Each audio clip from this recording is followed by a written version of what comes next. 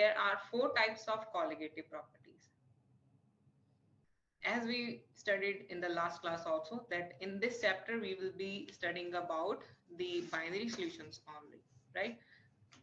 And now as we studied that the presence of solute particles, it affect the pressure of solutions, right? With the presence of vapor, with the presence of solute particles in the solution, the vapor pressure of a solution, it decreases, right?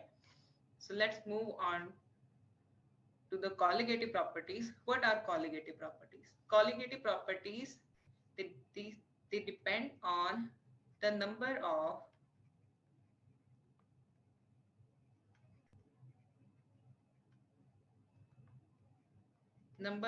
solute particles. Depends on number of solute particles present in a solution or say solvent. Okay, present in solution or say solvent, irrespective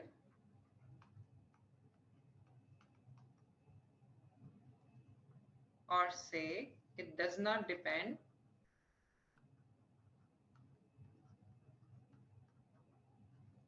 on the nature of solute particles. So this is a definition for colligative properties. What are colligative properties? It depends on the number of solute particles present in the solution or solvent, irrespective of the nature of the solute particles, right? So what we understand from this? There are 4 colligative properties, as you can see here. First is the relative lowering of vapor pressure of the solvent. So it does, the number of solute particles we have studied in this chapter, we are going to study the binary solutions, right? Where there will be one solute and solvent. This is an example of binary solution, right? So colligative properties, it does not depend on the number of solute particles. That means a solution can have more than 2 solute particles. It can have several number of solute particles. So to calculate that, to calculate their vapor pressure, right? For example, say we are having a liquid here, okay? And say that there is one type of solute particles in it, right? So the vapor pressure of this solution will be less than the normal solvent solution, right? Now if I add more solute particles here, so here I am adding the different solute particles. This is another type, say this is another type of solute particles. So there are several type of solute particles present in this container, right? So can we calculate the relative lowering of vapor pressure in this type of solvent or say solutions? So for that we need to study colligative properties, right? If in case there are more number of solute particles present in the solvent, right? So let's start with the first colligative property, that is relative lowering of vapor pressure. So I think you might be having some idea from the starting of this only, that the vapor pressure, if there are more number of solute particles in a solvent, the vapor pressure, it will gradually decrease, right? It will become more less, right? So let's start with our first colligative property, relative lowering of vapor pressure. So for this, we know according to Rod's law, here we know according to Rod's law that we have studied in the last session. What we have studied? that if we have a solvent and a solute in a binary solution, okay, let us say that solvent is 1 and solute is 2, okay, and we are having a binary solution of solute and solvent, right? So then what will be the Raoult law for this? We have studied this, that P1, which is the pressure of the solvent, it will be equal to mole fraction into the vapor pressure of the pure solvent. This is what we have studied, P1 naught, that is for pure solvent, right? Where this is the mole fraction, x1 is the mole fraction of what? This one, mole fraction of solvent, okay? And P1 naught,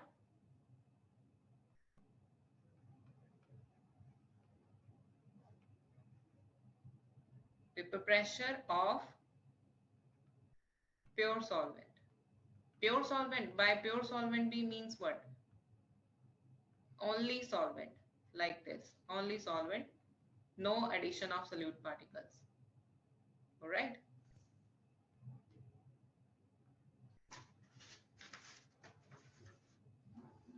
So when we add non-volatile solute particles, non-volatile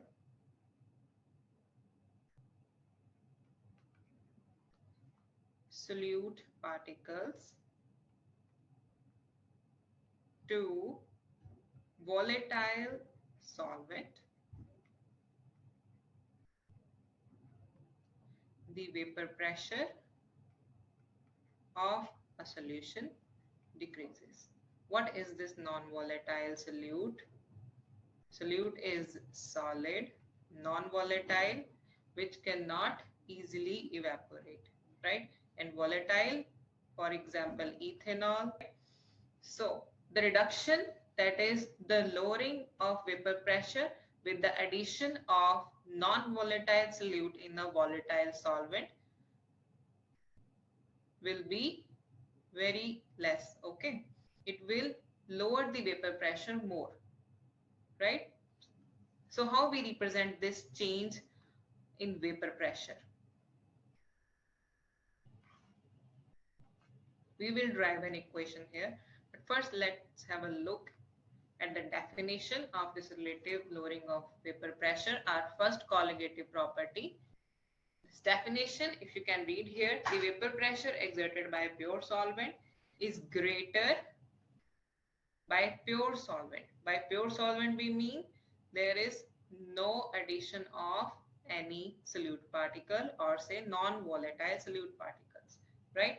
So the vapor pressure exerted by pure solvent is greater than the same solvent in a solution with a non-volatile solid, all right? For example, the vapor pressure of a pure water, it will be greater than the vapor pressure of a water in sugar solution. So let's derive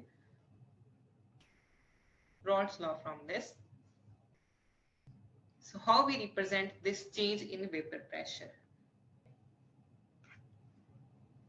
So let's derive Raoult's law from this. So how we represent this change in vapor pressure? This we have just discussed, that P1 is equals to X1 into P1 naught, where X1 is the mole fraction and P1 is the, we have taken solvent as 1 and solute as 2, right? So P1 is the vapor pressure of a solvent and pure solvent, and X1 is the mole fraction of solvent, right? So how we represent the change in the vapor pressure? It is represented by delta.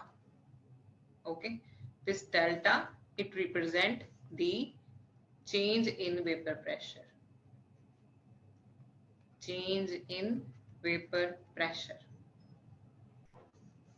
All right, or say lowering in vapor pressure. Right.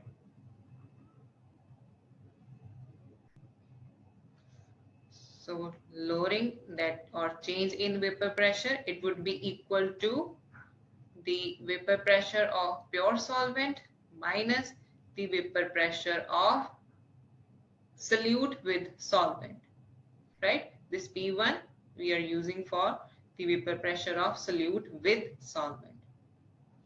Okay, or say the vapor pressure of solvent in solution. I will write here.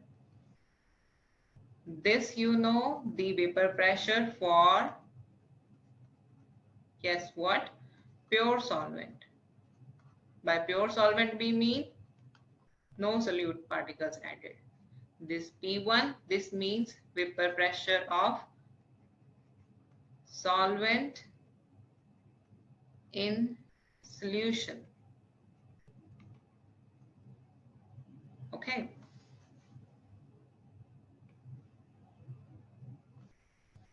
This can also be represented as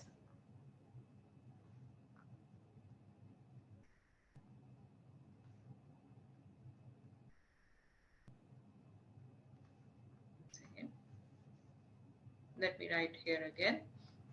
The first step was the Rod's law, that is the product of mole fraction into the vapor pressure of the pure solvent, P1 naught, and the change can be represented as the vapor pressure of pure solvent minus vapor pressure of the solvent in solution, and this can be represented as delta P1 is equals to P1 naught minus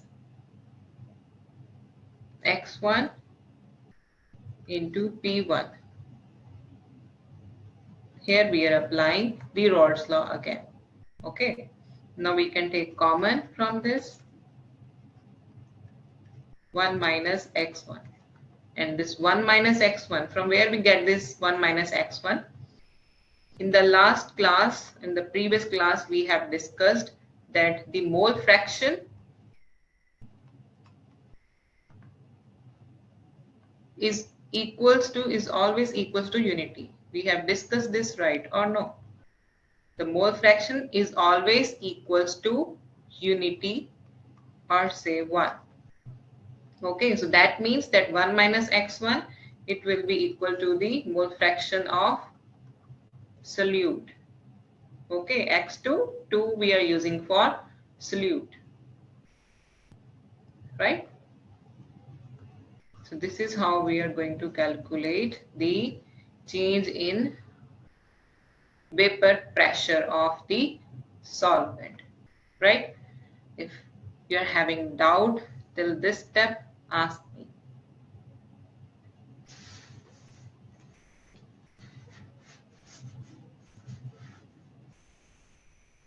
Okay, so this is a relation for binary solution only. This is Rod's law relation for, or to check the lowering of vapor pressure for binary solution only. All right. So for several solution, what should we do for if there is a presence of several solute particles in the solution? For more than 2 solute particles, we can calculate the lowering in vapor pressure. Then vapor pressure will be equal to the sum of all the mole fractions of that solvent. Okay, will be equal to sum of all mole fractions. Okay, of the solvents. Okay, if there are number of particles, then this mole fraction, say there are 1, 2, 3, 4, 5 solute particles present in it, then the mole fraction, the vapor pressure will be equal to the sum of all the mole fraction. We can add like this, right? Right. So I hope this is clear to you. Let's complete this step. This will be equal to P1 naught into X2, right? Now this is the change in, or say, lowering of vapor pressure for solvent particles. What is relative lowering? Relative lowering. The first property is actually relative lowering in vapor pressure, right? But this represent lowering, or say, change in vapor pressure, right? So what are we relating this change in vapor pressure to? Yes, this relative lowering in vapor pressure means that lowering in vapor pressure relating to the pure solvent. Okay, that we are relating the vapor pressure, or say change in vapor pressure of solvent, to the change in vapor pressure of pure solvent, right? We are relating vapor pressure of two solvent, right?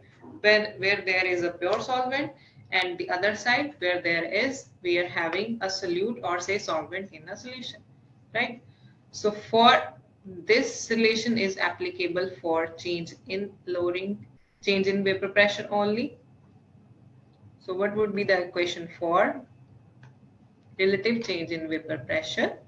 For that we need to divide the vapor pressure of the pure solvent and the vapor pressure of the solvent in solution, right? That is delta P1 by P1 naught, right? This is what the change that we have just discussed. This is what the change, or say lowering in vapor pressure to the change, or say vapor pressure of the pure solvent. Okay, so what was the value for delta P1? It was P1 naught into X2, okay, divided by P1 naught. Understood this step? Now this will get cancelled. What are we left with? Delta P1 by P1 naught is equals to X2. What is this X2? Yes, this is mole fraction of solute particle, right? Now how we calculate mole fraction? We just did this yesterday. How we calculate mole fraction? Yes. How we calculate mole fraction?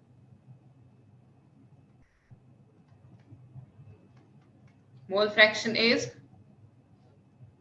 number of moles. Say there are two solvent and solute and solvent.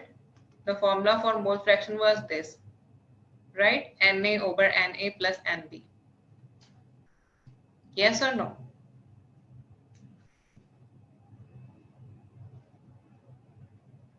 Right?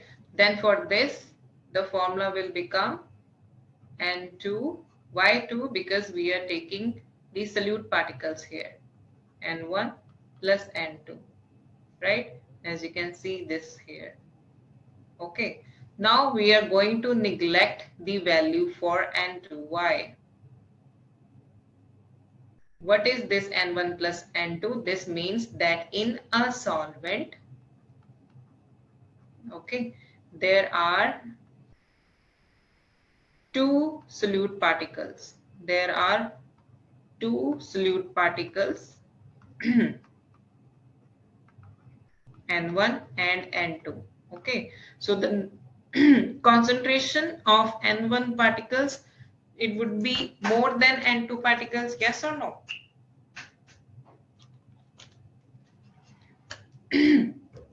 The N1 is much greater than N2, okay, in a solution.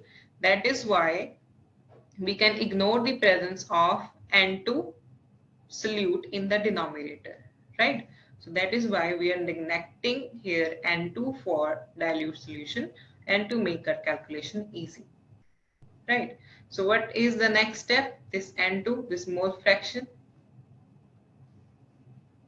How we are going to calculate this? How do we calculate N2 and N1?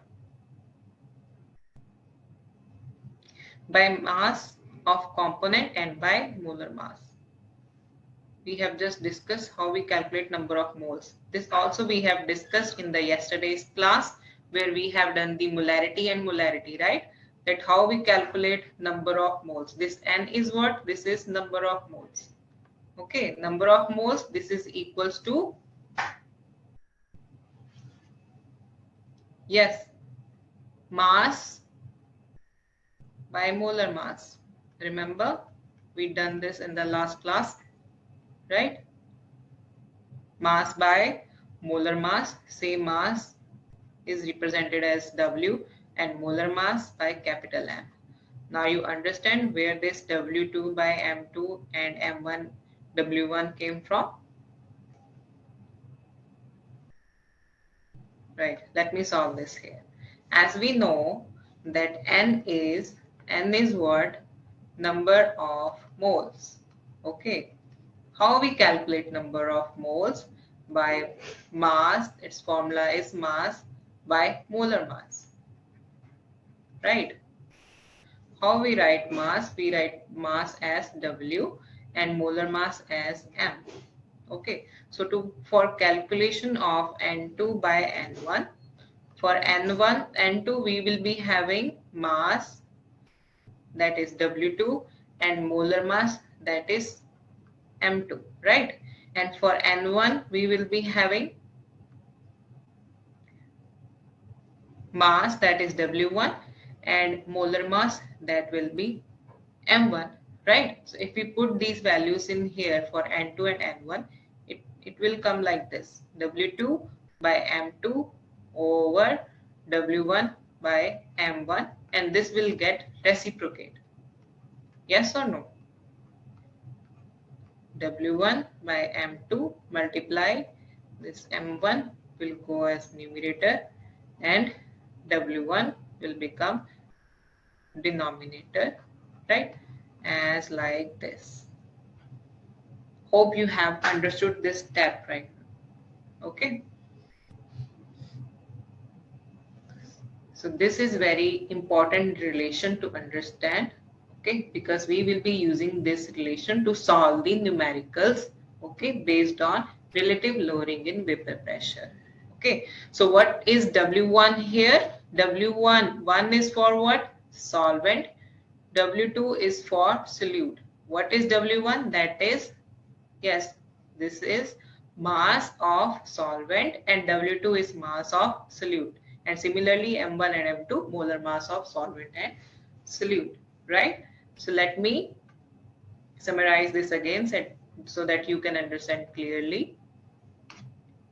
So we have discussed the relative lowering of vapor pressure, right? What is relative lowering in vapor pressure? That is vapor pressure exerted. This is the first colligative property, and relative lowering of vapor pressure is what? The vapor pressure exerted by, it says that the vapor pressure exerted by pure solvent, it is always greater than the non-volatile solid, right? Like if, for example, if we are having a water and if we calculate its vapor pressure, it would be higher than the solvent which have solute particles in it, right? And how we derive the vapor pressure, or say first colligative property, how we derive this? We have taken vapor pressure as Vp of solution and non-volatile solute, where x1 will be the mole fraction and vapor pressure of the solvent, right? So according to Raoult's law, here we have discussed that vapor pressure of solvent, that is 1 for solvent, we have used 1 for solvent here. Vapor pressure according to Raoult's law, for solvent will be the product of mole fraction and the vapor pressure of pure solvent, right? So what is pure solvent? It is the difference of vapor pressure of pure solvent and the difference of vapor pressure of a solvent in solution, right? And if we take this and put the value of P1, as you can see here, what is the value of P1? Okay, we have substituted the value of P1, that is the product of mole fraction and the vapor pressure of pure solvent, right? And then we have, as we know that the mole fraction is equals to unity, so we can term this 1 minus x1 as x2. All right, so here we have we get the relation for change in vapor pressure, okay, as P1 naught into x2, right? And then we have added the formula for mole fraction here. What is the formula of mole fraction? N2 by N1 plus N2, right? Where we neglected the value of N2 because presence of the N2 solute particles is much lesser than the presence of the N1 solute particles. Okay, if we are having a solute particles, okay, then obviously we are not taking the concentration of the N1 solute particles, it would be much higher than the other solute particles, right? So that is why we are neglecting here the concentration of N2 particles. So what we left with, delta P1 is equals to P1 naught into N2 by N1, right? And what is this N? This is number of moles. Okay, how we calculate number of moles? Yes, mass by molar mass, right? We can write this molar mass as capital M and mass as W. So how this formula will become? Delta P1 is equals to P1 naught into W2 by, yes, M1 M2 multiply M1 into W1. All right. I hope the relative loading in vapor pressure, its expression is clear to you all. Let us do one example related to this, how we are going to solve the numericals using this relation, right? So the question here is, as you can see, the vapor pressure exerted by pure benzene.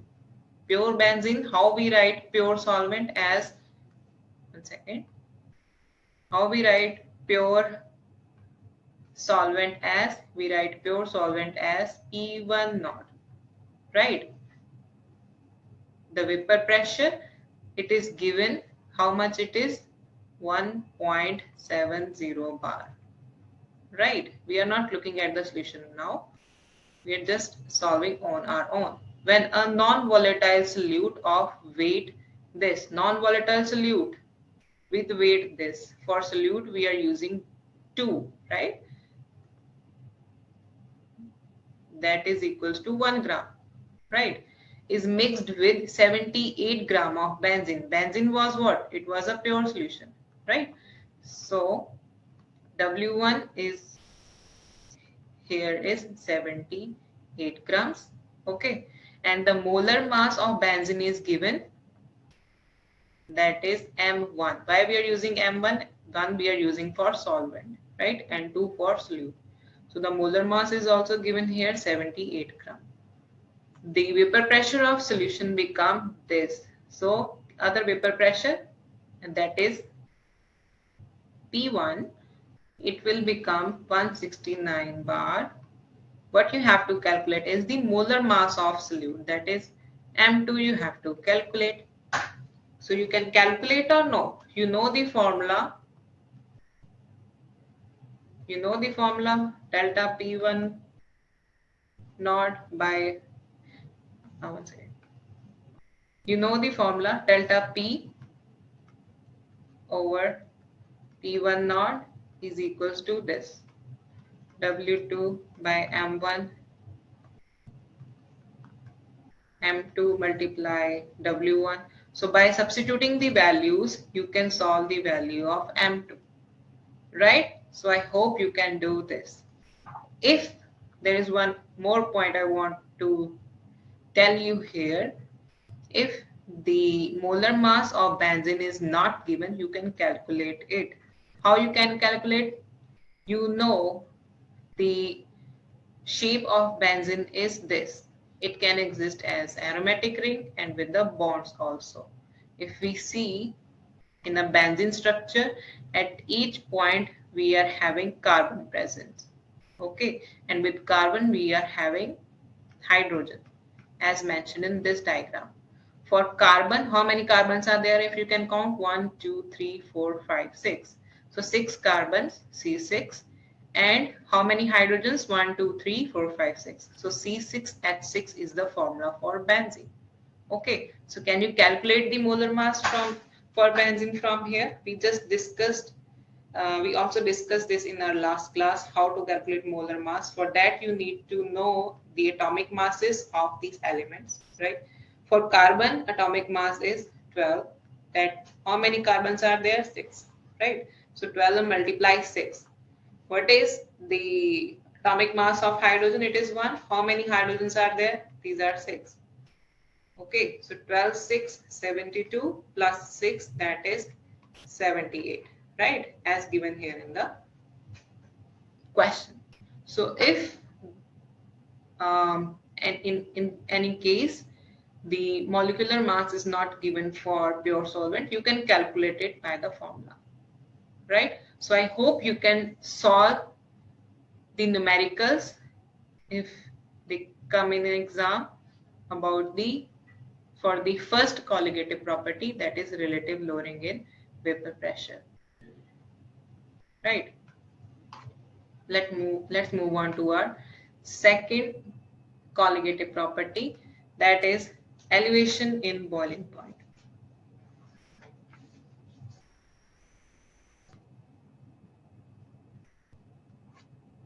Elevation in boiling point.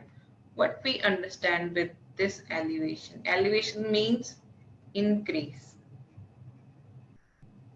right? So as we have discussed, let us revise again the Raoult's law.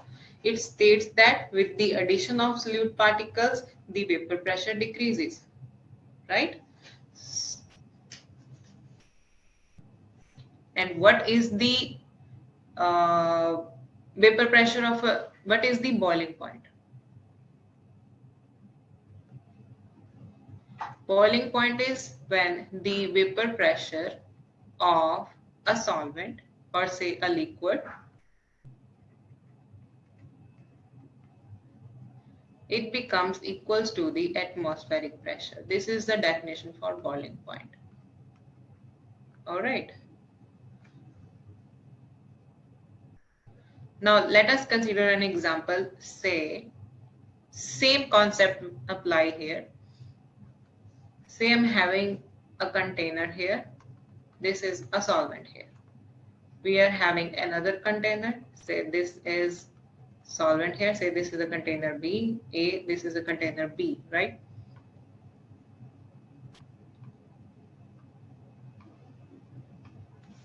And we are having solute particles present in the container B. Now can you tell me which container will be having higher boiling point? Can you tell which container will be having higher boiling point? Yes, it would be the container A.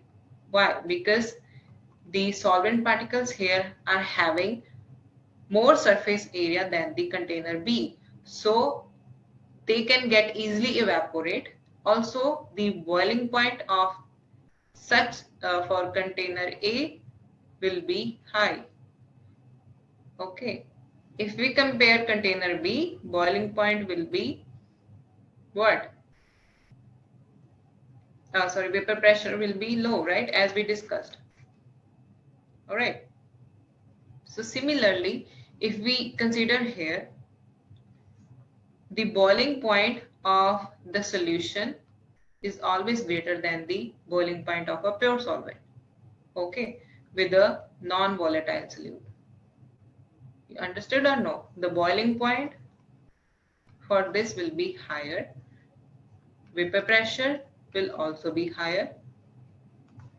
But for container B, because of the presence of solute particles in it, or say non-volatile solute particles present in volatile solvent, the boiling point, it will lower, as well as the vapor pressure will also be low, right?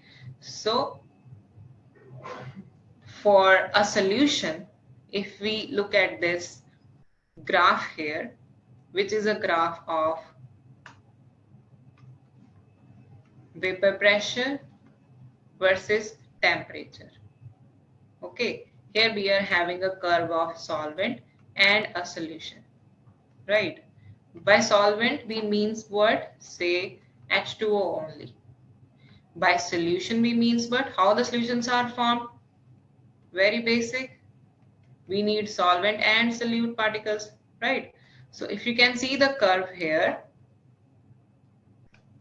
for solvent particles, right, the vapor pressure is high.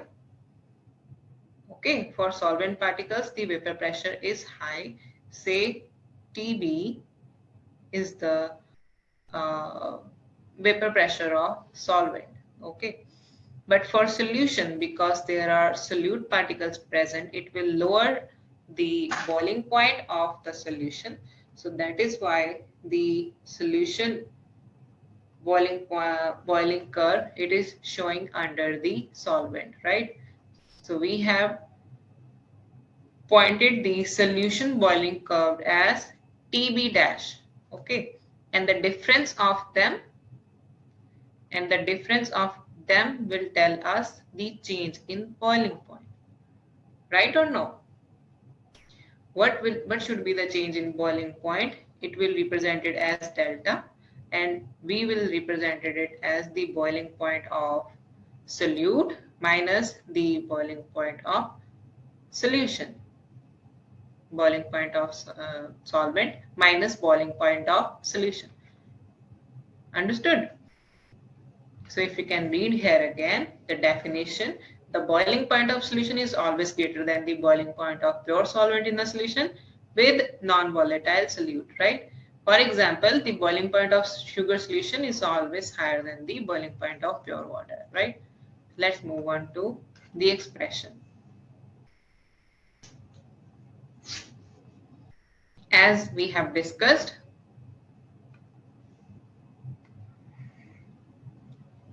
that change, this is delta, that change in the boiling point, it is represented with the difference of their elevation point. This is represented as elevation in boiling point, or say change in boiling point. It is represented as the difference in the boiling point of the pure solvent and the difference in the boiling point of a solvent in solution. All right. For dilute solution, the boiling point is always directly proportional to the molar concentration. Now this is very important. The TB, delta TB, or say change in elevation point, boiling point, that is always directly proportional to the molarity. All right. What is the formula of molarity? We have discussed in our last session also. Number of moles divided by volume of solution in liters, right? If we remove this directly proportional, we will be having a constant here, that is Kb, and M is for molarity, right? Here Kb, it is known as boiling point elevation constant or molar elevation constant. It is also known as ebullioscopic constant. Okay, now for molality, we know the formula. What is the formula for molality? It is the number of moles of solute particles present in the solution divided by volume of solution in liters, right? If for milliliters, we were multiplying it with 1000, right? Remember, we did it in our yesterday's class, right? So from this, we can get our formula to calculate the elevation in boiling point as delta TB is equals to KBM. Okay, where delta TB, that is elevation in boiling point, is equals to the ebullioscopic constant into the molarity, that is W2 multiplied by 1000 by W1 into M2. Understood? Right. So let us do one example related to this second colligative property. Here we are having an example relating to the elevation of boiling point. If you can read the statement here, the boiling point of benzene, okay, that is 353.23 Kelvin, and its molar elevation constant is 2.53 Kelvin gram per mole. Find the molar mass of solute when 1.80 gram of solute is added to 90 gram of benzene, raising the boiling point to this, right? So we have given here two boiling points. First is this and second is this. So we can calculate the delta TB, right, by subtracting them. And then we have to apply the elevation in boiling point formula. Okay. The molar elevation constant. What is molar elevation constant? It is Kb. The value of Kb is given, right? The value of solute, mass of solute, that is W2 is also given, 1.80 gram, and solute is added to 90 gram of benzene. W1 is also given here. We have to calculate the molar mass of solute, that is M2. So by using this formula, we can easily calculate the value of M2, right? So this is how we are going to solve the questions for our second colligative property, that is elevation in boiling point. So I hope the first and second colligative properties clear to you. Let us move on to our third colligative property, which is the depression in freezing point.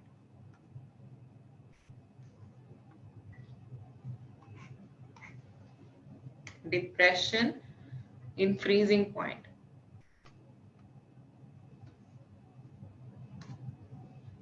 What is freezing point? Depression is what? It is decrease, right? Depression is what? It is decrease in freezing point. Boiling point was elevated, right? But we are having decrease in, if we talk about the freezing point, what is freezing point first? The definition of freezing point is when vapor pressure of solid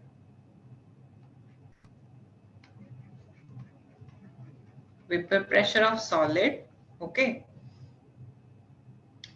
this become equals to the vapor pressure of liquid, or say vapor pressure of solid and liquid,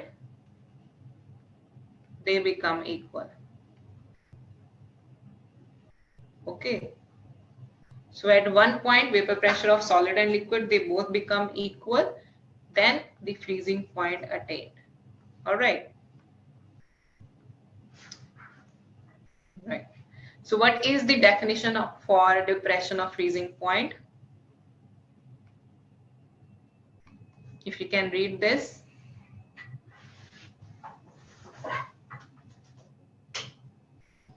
The point at which the vapor pressure of a substance in a liquid phase equals to the vapor pressure in solid phase, that is called freezing point, as I have told you.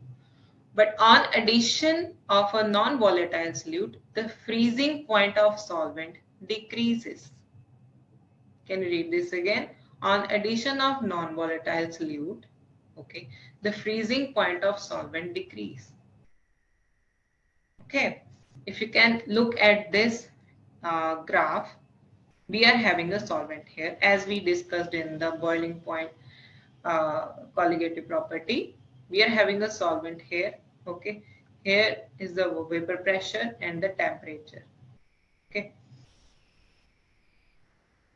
so at some point the vapor pressure, the freezing point of the solvent, it decreases. Okay, solution, because it is having a non-volatile solute in it, so its vapor pressure will decrease, its boiling point will decrease, its freezing point will also decrease, right? So at some point they meet, the freezing point of both the solvent and solution, they meet at one point which is termed as TF.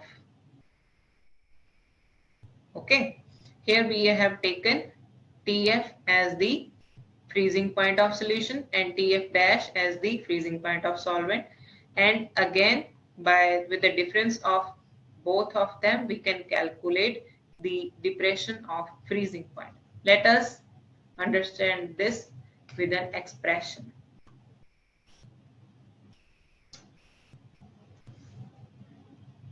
Right. So let the freezing point of pure solvent would be TF naught. Okay. And with freezing point of a non-volatile solution would be TF. Okay. So how we are going to calculate the depression in freezing point? Same as boiling point, by subtracting them. Okay, we can get the change in freezing point, or say depression in freezing point. All right, and this delta TF is also directly proportional to the molarity. Okay. Molarity delta TF is also directly proportional to molarity. If we remove this directly proportional constant, we can get Kf, that is the gyroscopic constant. Okay, cryoscopic constant. These are very important for Kb. Kb is known as what? Ebullioscopic constant, also known as molar constant, right? And this gyroscopic constant, also known as molar depression constant. So here is a point to note that the values of Kb and Kf, they do not depend on the number of solute particles. Okay, they depend on the nature of solute particles. That is understood. All right. The boiling point and freezing point, it depends on the nature, what type of solute we are using. Okay, and not the number of solute particles. On the nature of solute particles, and it is independent of the number of solute particles. Okay, so this is an important point to notice. So again, for molarity, we are going to calculate it like this. Okay, for delta TF, we are also having this formula, same as the boiling point. Okay, so let us move forward. Same, we have taken the molarity formula as we just did in the boiling point colligative property. Okay, so freezing and boiling point colligative properties, they are having sort of same formula, right? Let's do one example for freezing point also, so that we can get a clear picture of the concept. If you can read the question here, on adding 1 gram of non-volatile solute, Okay, what is this 1 gram of non-volatile solute? That is W2. Okay, which is 1 gram. To 50 gram of benzene. What is this benzene? Pure solvent, that is W1. Okay, and the freezing point of benzene is lowered by 0.40 Kelvin. Okay, this is lowered by 0.40 Kelvin. That means delta TF, that is the change in boiling point. Okay, lowered means depression in freezing point, that is delta TF. Okay, the value of Kf, that is chiroscopic constant, is given to you here. What you have to calculate is the molar mass of solute, that is M2. Okay, so by using the formula, you can easily calculate the value for depression in freezing point, right? Or you can easily calculate the value of molar mass and the colligative property of freezing point, right? So I hope this third colligative property is clear to you. It is more similar to boiling point, right? So let us move to our last colligative property, that is very important, that is osmosis. Osmosis and osmotic pressure. The fourth colligative property. Before understanding osmotic pressure, let us first understand what is osmosis. Okay, suppose we are having resins. To understand the topic of osmosis, the very common example given is of resins. Okay, see, you have dry resins. Okay, and if you add water to them and kept overnight,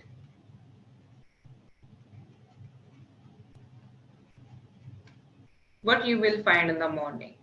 The resins, they get ballooned up, right? The resins get ballooned up. Okay, they swell.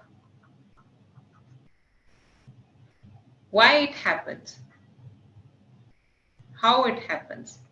See, if you can see the resins clearly under the microscope, the resins, they are having outer covering, okay, say membrane, which are having small holes through which the water get inside into the resin and they get swollen, right?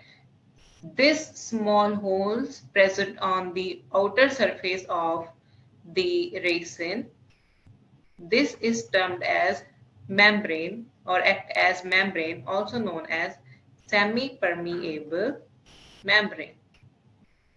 Okay, membrane is what? Skin. Semi-permeable, in which some amount of solute can be passed. Some amount of solvent it can pass. Okay, so by this example, I want you to know what osmosis is. It is the process of moving the solvent particles, okay, through the semi-permeable membrane. Till here the definition is clear. It is the process of moving the solvent particles, as the solvent particles were moving into the resin, right, through the semi-permeable membrane, or say through the holes present on the outer skin of resin, right, from a region of lower concentration to higher concentration until equilibrium is maintained. Now what is this second part of definition? From the lower concentration of higher concentration. If we get back to the resin example again, you see dry resin, it was having, say this is a dry resin, okay, it was having low concentration of what? Solvent. Okay, and when we added water into it, okay, its concentration, it gets swollen up, right, and its concentration increases. So having said this, I mean that osmosis, it occurs from a region of lower concentration to a region of higher concentration. And till how much time it happens? Till what time it happens? It is taking place until the equilibrium is obtained. Until the solvent, they get completely they completely filled the membranes, or say the spots present in the resin. Okay, until the equilibrium is attained, until this lower concentration and this higher concentration, they achieve an equal state, or say equilibrium state. Understood? So have you understood the osmosis definition? It is the process of moving the solvent particles through a semi-permeable membrane from a region of what? Lower concentration to higher concentration. You can also look at this diagram here. Here we are having a diagram, okay, where in the center is the semi-permeable membrane, okay. Other side is the sugar molecules. Okay, now these sugar molecules are what? They are having lower concentration, and here solvent, that is water, it is having higher concentration. Okay, so what will happen? This water, it start moving through the semi-permeable membrane to the sugar molecules. Why? To maintain an equilibrium between these two solutions. All right, so this is the process of osmosis. Okay, so one thing is more there. If you think that while the resin is getting swollen with the addition of water into it, there is no loss of glucose and other materials is taking place here. Only the addition of solvent particles is taking place here to the dry resin. So we can understand that semi-permeable membrane, it only allows the solvent particles to get into it. Okay. And it does not allow the particles present in the resin, or say other solution, to get to the other side of the solution, or to move to the higher concentration to the lower concentration to higher concentration. If that happens when the sugar molecules, they are moving to the solvent particles, then that process will be termed as reverse osmosis. All right, and we will discuss the reverse osmosis after this. So I hope the definition of osmosis is clear to you. It is the movement of solvent particles, right, through the semi-permeable membrane from region of lower concentration to higher concentration, and until when they are moving, until an equilibrium is attained, right? Now next is the osmotic pressure. What is osmotic pressure? It is the extra pressure that is applied to the solution to stop the flow of particles. Okay, where this osmotic pressure technique is applied, it is applied in the purification of saline water. We will discuss this forward also in our next slide. So let us read the definition for osmotic pressure here. It is the extra pressure that we apply to the solution to stop the particles, okay, or to say to stop this osmosis process. Okay, that pressure is called osmotic pressure. It is proportional again as the other colligative properties. Osmotic pressure, it is represented by pi, okay, and it is directly proportional to the molarity. All right, that pi is equals to CRT, where C is the molarity, okay.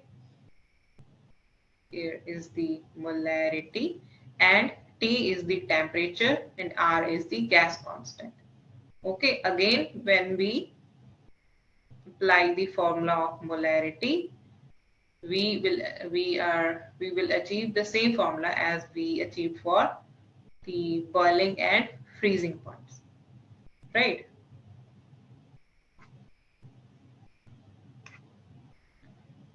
Let us do one example related to that, osmotic pressure. So if you can read the statement here, the question is osmotic pressure is 200 centimeter cube, or say 200 cubic centimeter of an aqueous solution at 300 Kelvin temperature is this, 2.57 into 10 raised to power minus 3 bar. Weight of solute is given 1.26 gram. You have to find the molar mass of protein. You have given here the value of R, that is gas constant. Okay, what you have to do, you have to use the formula. Okay, and this value, this missing here, this is the value for pi osmotic pressure. So we have the formula to calculate the molar mass of protein. We simply need to put the values. All right, so I hope you can solve this very easily now. Let us move to our next definitions, which are very important to study. Isotonic solution. Okay, on the basis of osmotic pressure, or say osmosis, three types of solution are there. Isotonic, here we have taken an example of blood solution, osmosis in blood.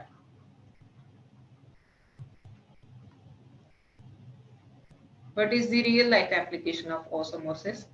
We can study osmosis in blood. Okay, you see, first what are isotonic solution? Iso means same, and tonic here we used for osmotic pressure.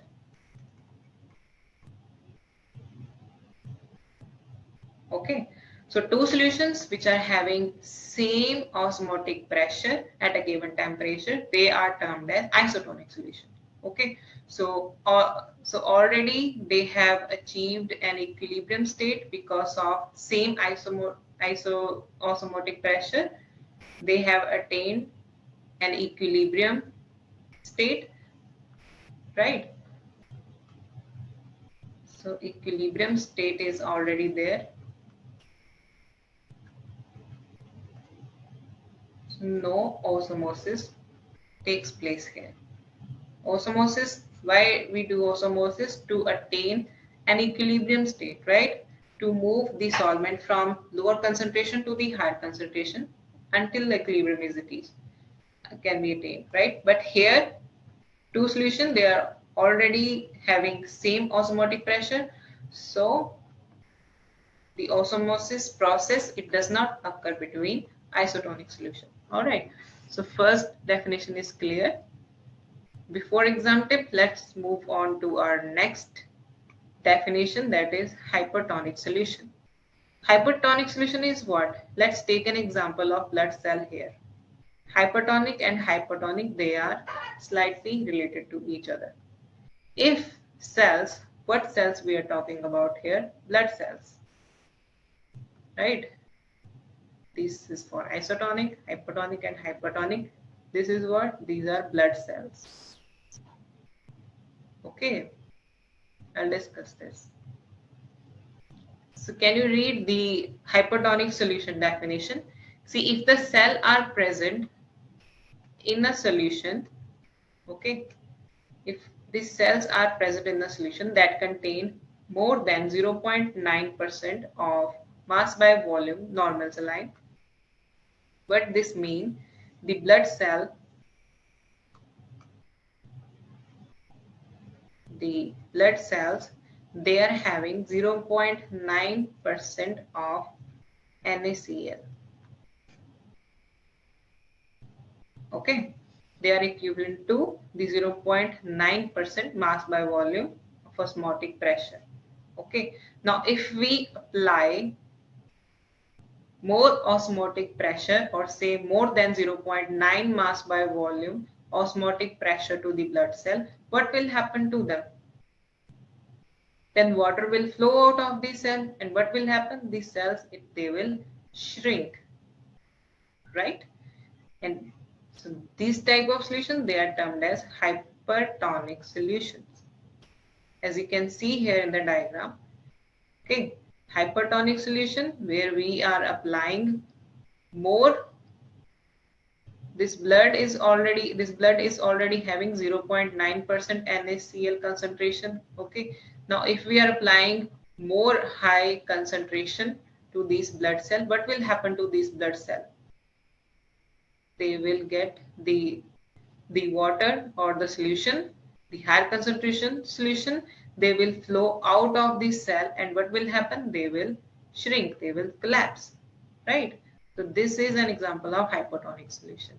And in hypotonic solution, the cells, the blood cells in the solution, they are having less concentration. If we are putting the blood cell in less than 0.9 NaCl concentration, what will happen?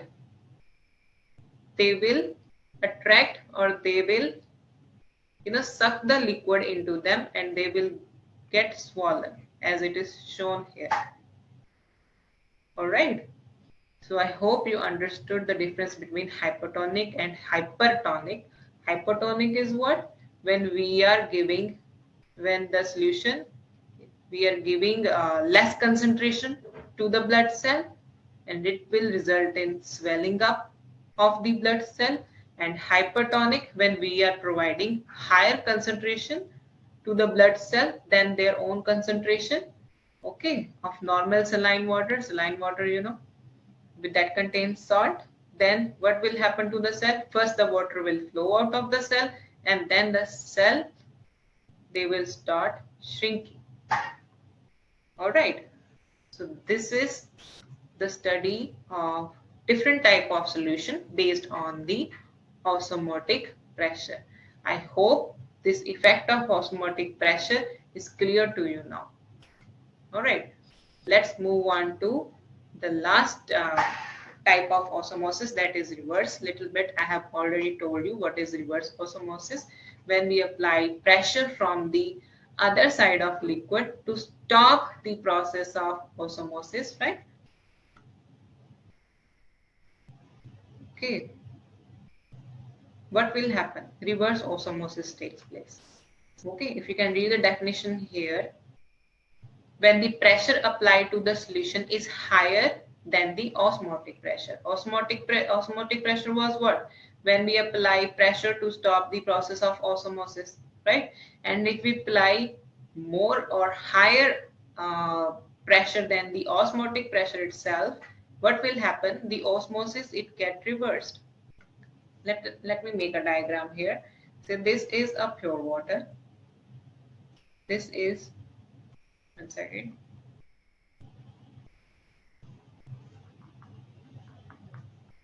So we are having pure water here. Okay. And here I'm having semi-permeable membrane, and here I'm having saline water. This is saline water, say. Okay. And this is what? This is semi-permeable membrane. Semi-permeable membrane which allow selective amount of solvent to move to lower concentration to higher concentration, right? This is semi-permeable membrane. Now what will happen in the osmotic? First we will discuss in the osmotic pressure what will happen. We apply pressure this side. The water solvent, the water molecules, it will move to the lower concentration to higher concentration, right? This will move to this side, right?